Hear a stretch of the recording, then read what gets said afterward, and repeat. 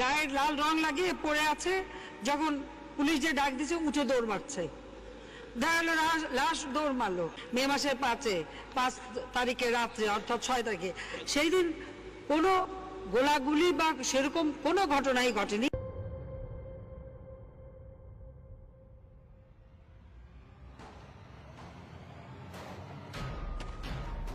5ই মে 2013 রাজধানীর মতিঝিলে শাপলা চত্বরে ঠিক কী হয়েছিল তা নিয়ে জনমনে এখনও রয়েছে ধোঁয়াশা।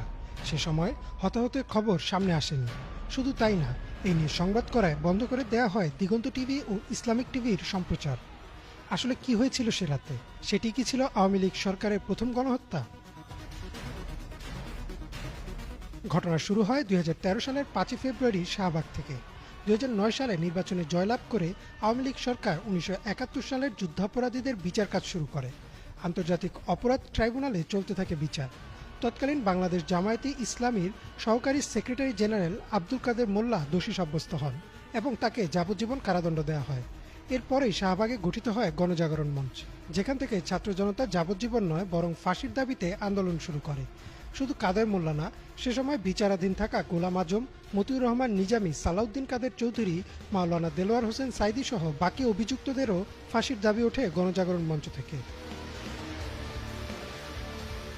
দিন দিন এই আন্দোলন জোরদার হতে থাকে। অভিনয় শিল্পী, সঙ্গীত শিল্পী, খেলোয়াড় সহ সর্বস্তরের মানুষ যুক্ত হতে থাকে এই আন্দোলনে। কিন্তু এক পর্যায়ে গণজাগরণ মঞ্চ থেকে ইসলাম বিরোধী বিভিন্ন বক্তব্য আসতে থাকে। এছাড়াও অভিযোগ ওঠে ইসলাম বিদ্বেষী বেশ কিছু ব্লগারও যুক্ত রয়েছেন এই আন্দোলনে।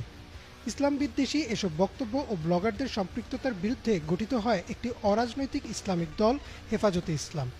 ইসলাম ও রাসূল সাল্লাল্লাহু আলাইহি সাল্লামকে নিয়ে কটূক্তিকারী ব্লগারদের ফাঁসি সহ 13 দফা দাবি জানায় দলটি।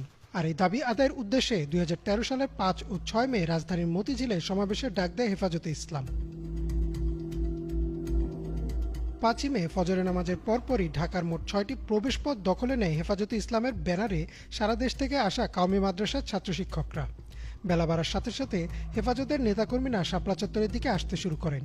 বিবিসির একটি প্রতিবেদন অনুযায়ী বলা হয়, হেফাজতের নেতারা শাপলা চত্বরে সমাবেশ করার জন্য দফায় দফায় পুলিশের কাছে অনুমতি চায়, কিন্তু পুলিশ শুধু মোনাজাত করে সমাবেশ শেষ করার অনুমতি দেয়।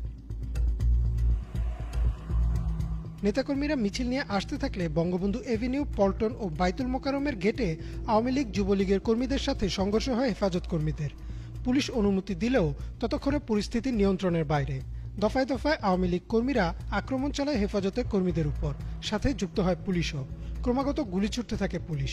আর এদিকে বাইতুল মোকাররমের আশপাশে ইসলামী বইয়ের দোকানগুলিতে ধরিয়ে দেওয়া হয় আগুন। তৎকালীন আওয়ামী লীগের সাধারণ সম্পাদক ও স্থানীয় সরকার মন্ত্রী সৈয়দ আশরাফুল ইসলাম দুপুরে একটি সংবাদ সম্মেলন করে হেফাজতের নেতাকর্মীদের সন্ধ্যা পর্যন্ত আলটিমেটাম দেন। তিনি বলেন, সন্ধ্যার মধ্যে শান্তিপূর্ণভাবে মতিঝিল এলাকা ত্যাগ না করলে তাদের শায়েস্তা করা হবে। জবাবে হেফাজতের নেতারা এই আলটিমেটাম বয়কট করেন ও শাপলা চত্বরে অবস্থানের সিদ্ধান্ত নেন। সরকারের পক্ষ থেকে সিদ্ধান্ত নেওয়া হয় যে রাতের মধ্যে হেফাজতের নেতাকর্মীদের শাপলা চত্বর থেকে সরিয়ে দেওয়া হবে। তাই পুলিশ ও র্যাবের কয়েক হাজার সদস্যদের নিয়ে আসা হয় সমাবেশ স্থলের আশপাশে। বিবিসির প্রতিবেদনে বলা হয়, রাত 3টার দিকে দৈনিক বাংলা মোড়, দিলখুশা ও নটরডেম কলেজের সামনে থেকে শুরু হয় অভিযান। সে সময় অধিকাংশ নেতাকর্মী ঘুমিয়েছিলেন, আর কেউ কেউ জিকির অথবা নামাজরত ছিলেন। রাতে মতিঝিল ও শাপলা চত্বর এলাকার সড়কবাতি বন্ধ করে শুরু হয় ত্রিমুখী অভিযান। বৃষ্টির মতো গুলি ছুটতে থাকে আইনশৃঙ্খলা রক্ষাকারী বাহিনীর সদস্যরা। গুলির সাথে ছিল টিয়ার গ্যাস ও সাউন্ড গ্রেনেড। প্রচণ্ড গোলাগুলিতে দিকবিদিক শূন্য হয়ে ছুটতে থাকেন হেফাজত কর্মীরা। অভিযান শুরুর 10 মিনিটের মধ্যে আইনশৃঙ্খলা বাহিনী পৌঁছে যায় শাপলা চত্বরে। হেফাজত কর্মীরা আশপাশের বিভিন্ন ভবনে আশ্রয় নেন, কিন্তু সেখান থেকেও তাদের বের করে নিয়ে আসে পুলিশ।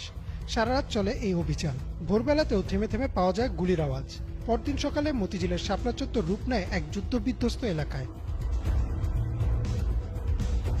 সে রাতে এই অভিযান নিয়ে সংবাদ প্রকাশের কারণে বন্ধ করে দেওয়া হয় দিগন্ত টিভি ও ইসলামিক টিভির সম্প্রচার। এছাড়াও এমন অভিযোগও ওঠে যে পরদিন আশপাশের বিভিন্ন বাণিজ্যিক ভবনের সিসিটিভি ক্যামেরার ফুটেজও নিয়ে যায় আইনশৃঙ্খলা বাহিনী। প্রত্যক্ষদর্শী অনেকেই বলেন, সে রাতে হেফাজতের বহু কর্মী নিহত হয়, যাদের মধ্যে বেশিরভাগই ছিলেন মাদ্রাসা ও এতিমখানার শিক্ষার্থী, যার ফলে তাদের নিয়ে তেমন একটা আলোচনাও হয়নি। এছাড়াও ওই রাতে নিহতদের একটি তালিকা তৈরি করে মানবাধিকার সংগঠন অধিকার। তৎকালীন প্রধানমন্ত্রী শেখ হাসিনা সংসদে দাঁড়িয়ে বলেন, হেফাজত কর্মীরা গায়ে লাল রং মেখে মৃত্যুর অভিনয় করেছে। আপনি দেখেছেন যে গায়ে লাল রং লাগিয়ে পড়ে আছে, যখন পুলিশ যে ডাক দিছে উঠে দৌড় মারছে, দেখা গেল লাশ দৌড় মারলো। তবে এতদিন আওয়ামী লীগ সরকারের বিভিন্ন চাপের কারণে অধিকারের তালিকাটি প্রকাশ্যে আসেনি। 5 আগস্ট ছাত্র জনতার গণ অভ্যুত্থানের পর পদত্যাগ করে ভারতে পালান শেখ হাসিনা এবং একে একে বের হতে থাকে সে রাতের ভয়াবহতার চিত্র। মানবাধিকার সংগঠন অধিকারও তাদের তালিকাটি প্রকাশ করে, যাতে 61 জন নিহত হয়েছে বলে উল্লেখ করা হয়। 2013 সালে শাপলা চত্বরের ঘটনা নিয়ে এখনও কোনো সুষ্ঠু তদন্ত হয়নি। নিরপেক্ষ অন্তর্বর্তীকালীন সরকারের অধীনে এবার যদি সে রাতের ঘটনা নিরপেক্ষ তদন্ত হয়, তাহলে হয়তো বেরিয়ে আসবে থলের বিড়াল। তখন হয়তো প্রকাশ